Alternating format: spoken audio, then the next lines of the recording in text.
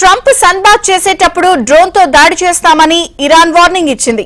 ఇకపై ఆయన ఫ్లోరిడా నివాసం కూడా సురక్షితం కాదని హెచ్చరించింది. సన్బాత్ చేసే సమయంలో ట్రంప్ ను లక్ష్యంగా చేసుకుంటామని ఒక డ్రోన్ ఆయన్ను ఢీకొట్టవచ్చని, ఇది చాలా సులభమని తెలిపింది. ఇరాన్ సుప్రీం లీడర్ ఖమేనీ సలహాదారు జావద్ లారిజానీ ఈ హెచ్చరికలు జారీ చేశారు. కాగా ఈ బెదిరింపులపై మీడియా సమావేశంలో ట్రంప్ స్పందించారు. లారిజానీ వ్యాఖ్యలను ముప్పుగా భావిస్తున్నారా అని అడగ్గా అవునంటూ Trump సమాధానమిచ్చారు.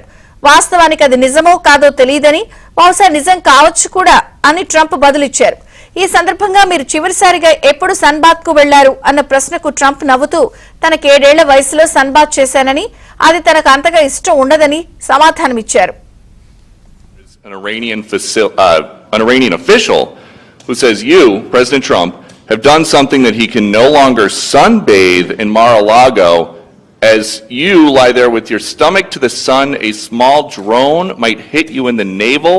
It's very simple. Do you think that's a real threat? And when is the last time you went sunbathing anyway? It's been a long time. It's been a long time. I don't know. Maybe I was around 7 or so. I'm not too big into it. Yeah, I guess it's a threat. I'm not sure it's a threat actually, but perhaps it is.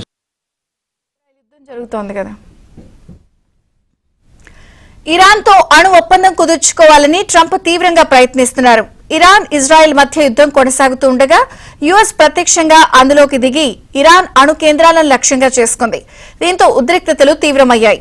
ఆ తర్వాత Trump కాల్పుల విరమణను ప్రకటించారు. Iran ఇప్పటికైనా చర్చలకు రావాలని US పిలుపునిచ్చింది. ఆ దేశం నుంచి ఖచ్చితమైన హామీ లభిస్తే తప్ప చర్చలకు ఒప్పుకోబోమని టెహ్రాన్ చెప్తోంది. ఈ క్రమంలో ఇలాంటి బెదిరింపులు రావడం ఆందోళన రేకెత్తిస్తోంది.